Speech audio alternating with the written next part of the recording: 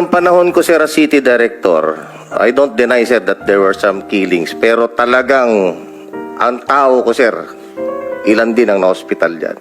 Even in my term as my regional director of 4A in NCRPO and MPD.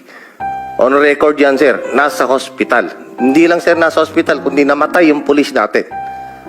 So anong gagawin, sir, ng pulis pag ikaw ang nasa sitwasyon namin, sir? Are we going to allow just to kill the PNP there? So siguro, sir, maging emotional man tayo rito, sir, pero kami po mismo is nasa front line in enforcing the law. Pero there's no such thing as sabihin na patayin mo lang si ganito, no. Walang ganon, sir. Siguro napansin, pati ng former president, yung shock ng lahat. Bakit, sir, yan ba ang trabaho ng pulis? Look, ma'am, About it. may I Salamat tayo, interrupt Mr. Chair. you? I'm done, Mr. Chair. for now. Kindly. Go ahead, sir. Itong mga to, ma'am, galing ito ng mga PMA.